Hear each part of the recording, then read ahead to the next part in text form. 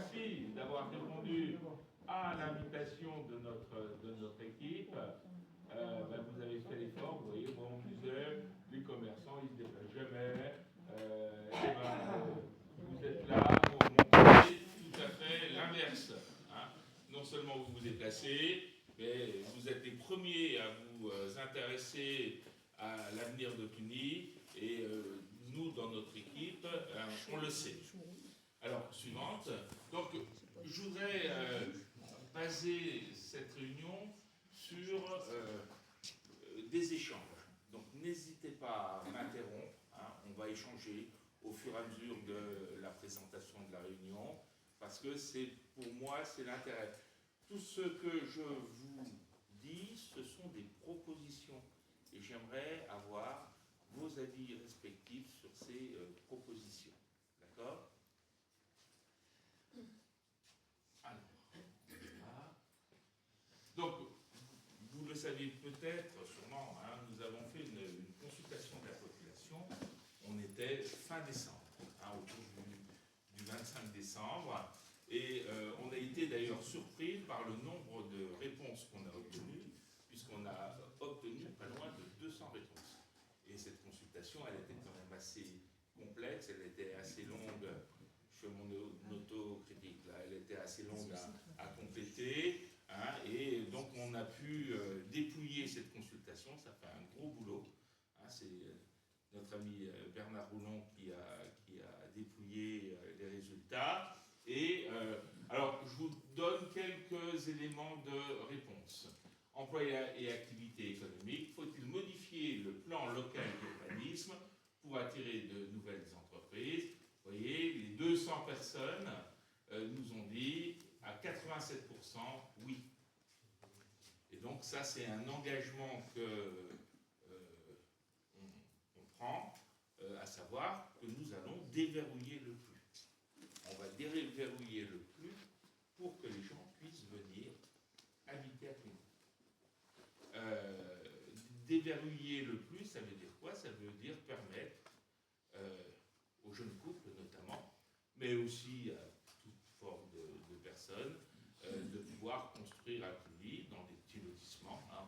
On ne va pas faire des gros trucs, avec assez peu de terrain. Il y aura peut-être aussi des maisons jointives. Enfin, on laissera d'ailleurs les gens décider de ce qu'ils souhaitent faire et obtenir. Ça nous permettra de remplir à nouveau nos écoles. Parce qu'on a une fréquentation scolaire qui est en berne. À Cluny, c'est ce qu'on ne nous dit pas, on subit un véritable hiver démographique.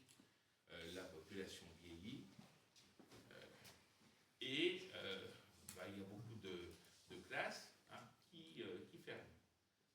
Ça veut dire que des instituts en moins, ça veut dire des profs en moins, ça veut dire de la consommation générale en moins.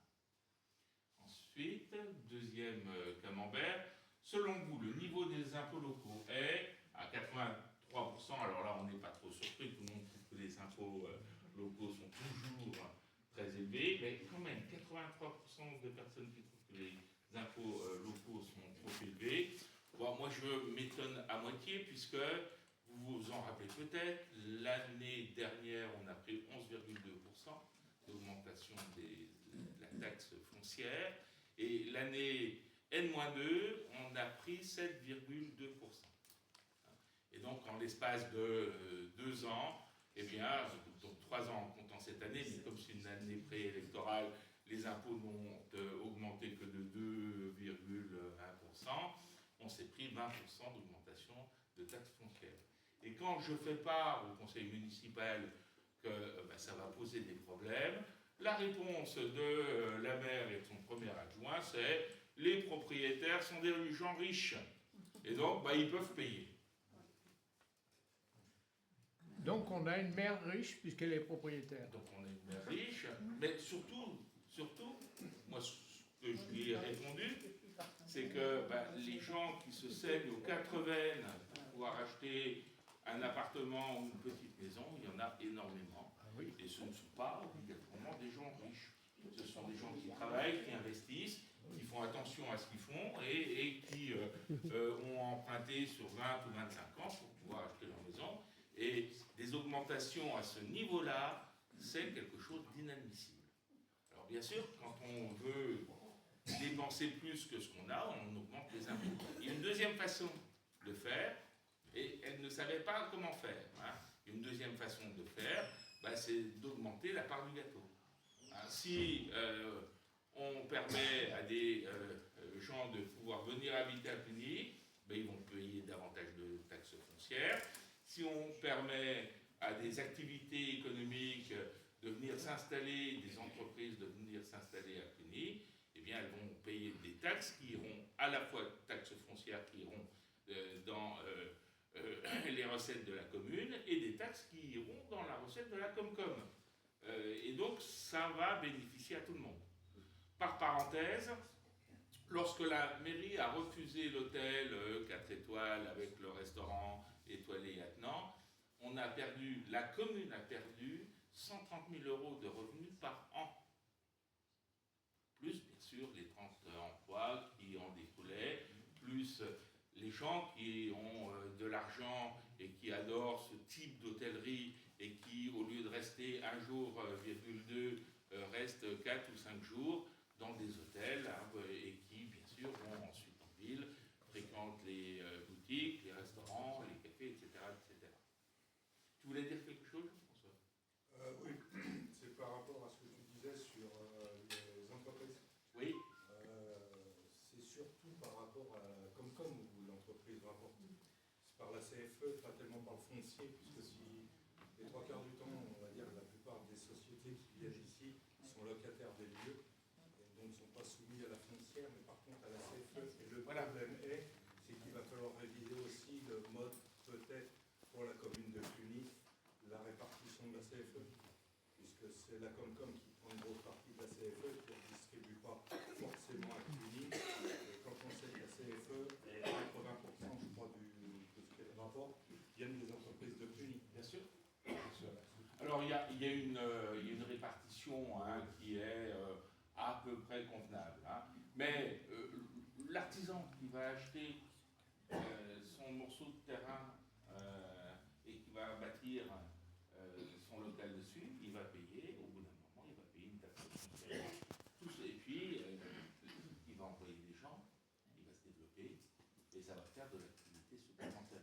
Il faut impérativement qu'on arrête cette idéologie de la décroissance. Quand on dit qu'il ne s'est rien fait à Cluny depuis 6 ans, ce n'est pas pour Gaillard et pour Fauvet un constat d'échec. C'est un objectif qui pour eux a été atteint, puisque ce sont des partisans de la décroissance. Et donc moi ils m'ont expliqué, si on ne fait rien, c'est parce qu'on ne veut rien faire. Alors pour moi c'est très difficile à comprendre. Pour eux c'est la logique. Mais Jean-François, le pire, pour confirmer ce que dit Laurent, la communauté de communes ramasse les impôts des entreprises et est en charge du développement économique. Et la déviation d'Auxeau, qui aurait dû être faite depuis longtemps, la communauté de communes donne 10%, alors que l'impôt d'Auxeau, il rentre dans les poches de la communauté de communes et la ville de Cluny va mettre 30%. Ça aurait dû être l'inverse. Donc Laurent, il a tout à fait raison. Mais maintenant... Si je peux intervenir sur le sujet, c'est qu'on nous a fait une réponse de sophiste de la part de Jean-Luc Delpech. C'est lui qui l'a fait en disant oui, mais comme c'est de la voirie, la communauté de communes n'a pas la compétence voirie. Et bien c'est faux. On fait de l'aumône. Et bien c'est faux parce que Bon, j'ai le c'est bien statut. ce qu'on lui a C'est dit. faux. Allez, Voilà. C'est faux. emploi et ça. activité, Il faut le savoir. ensuite, donc logement, la municipalité doit-elle favoriser l'accès à la propriété dans notre commune? Oui, à 66%. Alors on a un certain nombre de projets qui sont situés bien sûr à la périphérie de la ville, mais qui sont également situés dans le centre-ville. On a un projet qui est inscrit dans le secteur sauvegardé, qui serait la possibilité de créer une nouvelle rue entre la rue d'Avril et la rue Saint-Mayeul sur les jardins Potiers, où on a un immense espace là, et on pourrait refaire une rue en y mettant des maisons jointives, hein, comme le sont le Commelet, la rue du Merle, etc., pour refaire une rue qui ressemblerait un peu dans son esprit à une rue médiévale. Et donc ça permettrait de densifier l'habitat dans le centre-ville. Et c'est vraiment c'est ce qu'on souhaite, et c'est tout l'objectif d'ailleurs de la loi SRU qui vise à densifier les centres-villes. Nous, on veut que la ville soit pleine comme un œuf. On veut réellement que les gens y viennent, et vous allez voir qu'on a un certain nombre de projets qui vont aller tous dans ce sens. Ensuite, faut-il accompagner davantage les commerçants? 76% de réponses positives. Alors, c'est là où j'aimerais bien qu'on échange. Quels sont les moyens pour une municipalité d'accompagner les commerçants correctement?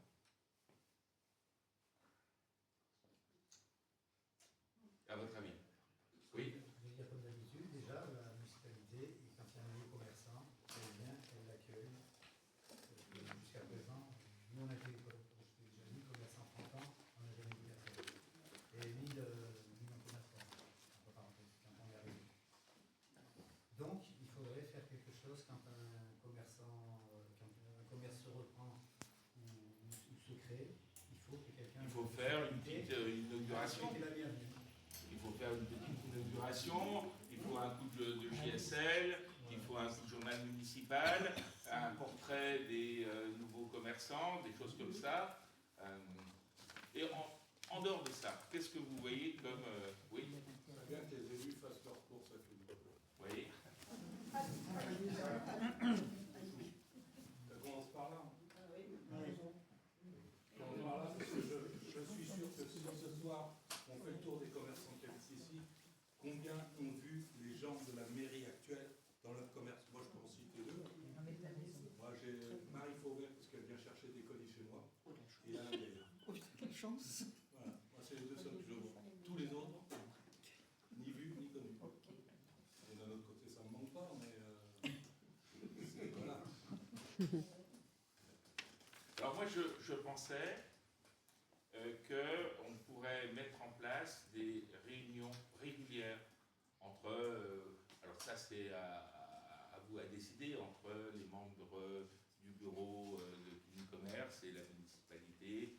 On pourrait faire ce type de réunion tous les 2 mois par exemple, pour que la municipalité informe les commerçants des prochains cours, de ce qui est retardé, de ce qui est de la vie quotidienne, quoi. Et puis les commerçants pourraient faire part de ce qui se passe dans l'e-commerce, chez les autres commerçants, et qu'on puisse avancer comme ça, un, en se connaissant mieux, et deux, en connaissant les projets des uns et des autres. Oui. Il faudrait aussi que la municipalité, parce que les commerçants font des manifestations, typiquement le Vendée Balade à la fin du mois de mars, puissent accoler avec notre manifestation, peut-être organiser un concert, organiser aussi en parallèle des manifestations mairie et commerce, parce qu'on n'a pas beaucoup de subventions de la mairie, tout ça on en reviendra peut-être plus tard. Oui. Donc nous n'avons pas les moyens, par exemple, de payer un concert, enfin voilà, et ça ce serait vraiment bien que la mairie en parallèle des manifestations de commerce soit présente pour organiser d'autres événements parallèles. Il y a un dynamisme qui est dynamique. Oui. Parce qu'après, je reprends juste sur les 2 dernières choses, on pourra en parler plusieurs fois. L'Unicommerce, il y a déjà des réunions qui se font avec la mairie depuis au moins 2 mandats. D'accord. Pour information, ça va partir. Ouais, ça fait au moins 2 mandats. Tous les 1 mois, tous les 2 mois. Après, je reprends la réflexion. À un moment, c'est de ce qu'il y a eu. Non, excusez-moi, je ne veux pas calme. Oui, comme disait Laurent, c'est vrai qu'on voit peu les. Jean-François, merci. Il y a peu de commerçants que j'entends souvent dire, peu d'élus qui vont chez les commerçants. Ça, je l'entends quand même souvent. Après, quand il y a des nouveaux arrivants, c'est dans les deux sens. Hein. Ça peut être aussi lui qui se présents, il y en a certains qui le font. Je crois que le caviste, il est arrivé dernier, il a fait le tour de tout le monde. Quand on arrive dans un quartier particulier, bah, c'est aussi à lui d'aller voir les voisins. C'est pas forcément les voisins qui l'invitent. Oui. Voilà. C'est aussi, quand on arrive, c'est aussi d'aller se présenter. C'est dans le même sens. Oui, il peut y avoir aussi un rapprochement, c'est-à-dire que la municipalité sait quand il y a de nouveaux commerçants, on va voir et on dit tiens, ça serait bien qu'on puisse faire une inauguration officielle, qu'on invite la presse, qu'on invite les services comme de la mairie, pour qu'il y ait un petit peu de retentissement par rapport aux nouveaux arrivés. C'est dans les deux sens. Après, pour moi, un commerçant peut faire un pot invité. Comme, Oui. moi, je viens de construire à Cluny, je suis à nouveau à Cluny. Bah, la moindre des choses, c'est d'inviter les voisins. Me rencontrer, même si je ne l'ai pas fait, hein, mais j'ai toujours pensé.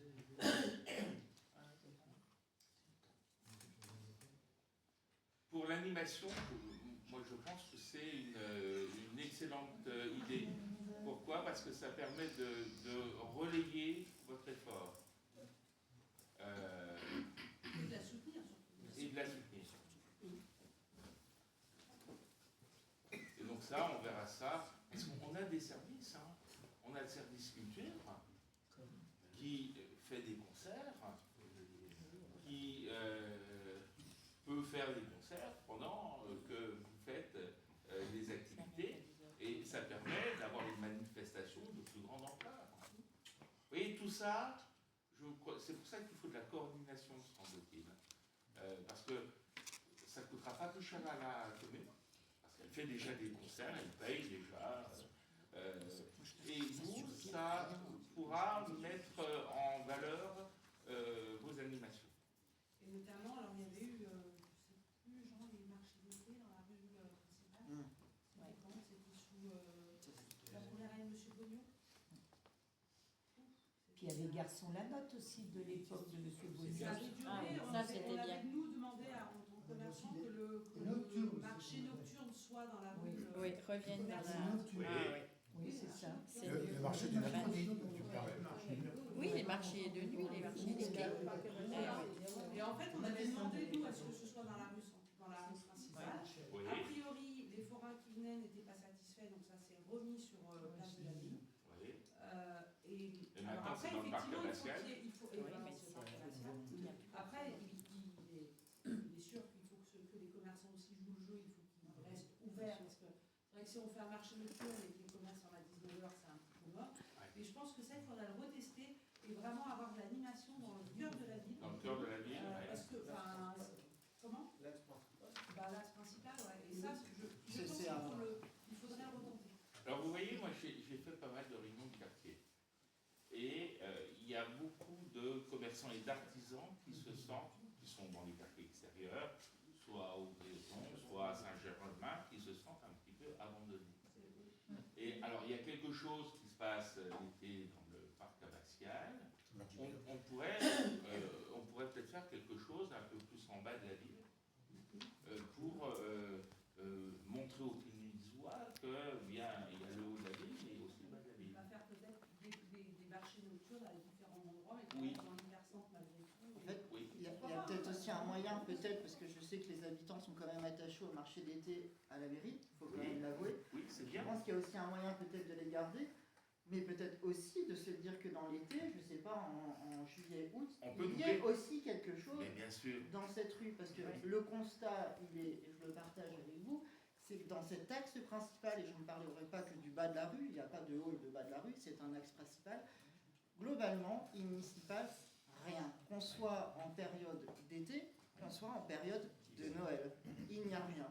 Tout est centralisé sur cette magnifique abbaye, et heureusement qu'on l'a, mais notre rue commerçante est oubliée. Et globalement, là où je pense que la mairie doit aujourd'hui intervenir, c'est, je rejoins ce que vous dites, c'est créer quelque chose. Il y a certainement des concerts, des parades, des choses comme ça à faire, et qui amèneraient de la culture des gens, parce que globalement, ça manque dans cette rue centrale. Pour créer un comité des fêtes. Alors ça,